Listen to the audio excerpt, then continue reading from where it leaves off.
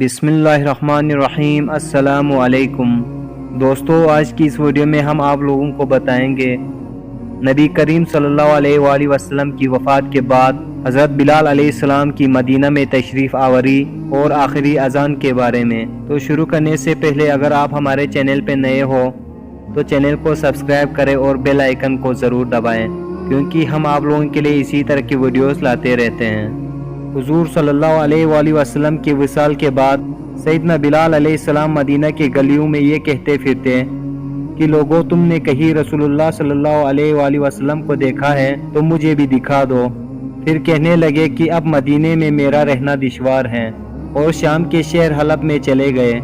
تقریباً 6 ماہ بعد آپ صلی اللہ علیہ وآلہ وسلم کی خواب میں زیارت نصیب ہوئی تو آپ صلی اللہ علیہ وآلہ وسلم فرما رہے تھے، اے بلال، یہ کیا بے وفائی ہے، تو نے ہمیں ملنا چھوڑ دیا، کیا ہماری ملاقات کا وقت نہیں آیا؟ خواب سے بیدار ہوتے ہی اونٹنی پر سوار ہو کر لبیک یا سیدنا یا رسول اللہ کہتے ہوئے مدینہ منورہ کی طرف روانہ ہو گئے۔ جب مدینہ منورہ میں داخل ہوئے تو سب سے پہلے مسجد نبوی پہنچ کر حضرت بلال علیہ السلام کی نگاہوں نے آپ صلی اللہ علیہ وآلہ وسلم کو ڈھونڈنا شروع کر دیا، کبھی مسجد میں تلاش کرتے اور کبھی حجروں میں۔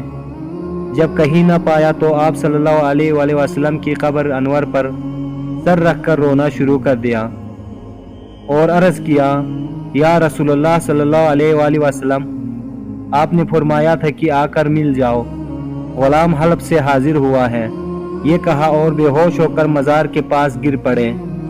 کافی دیر بعد ہوش آیا، اتنے میں سارے مدینے میں یہ خبر پھیل گئی کہ مؤذن رسول حضرت بلال علیہ السلام آ گئے ہیں۔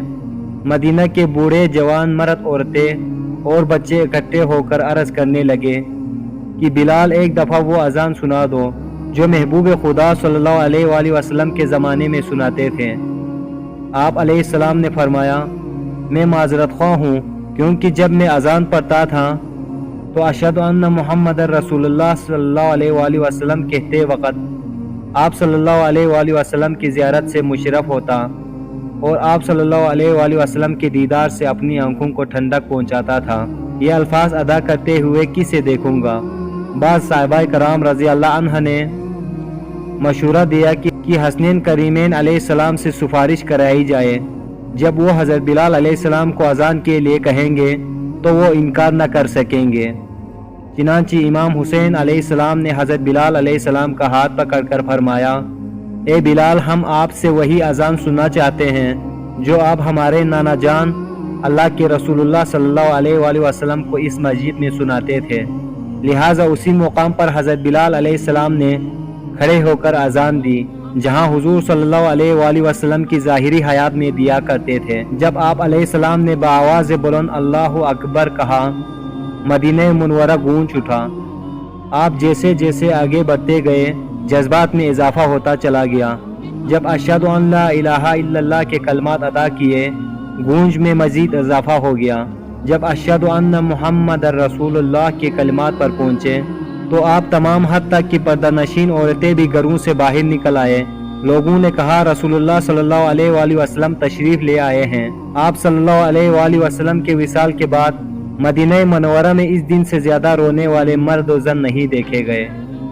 تو دوستو، یقیناً آپ لوگوں کو ویڈیو پسند آئے ہوں گے۔ ویڈیو کو لائک کرنا اور چینل کو سبسکرائب کرنا مت بھولیے گا۔ بہت شکریہ۔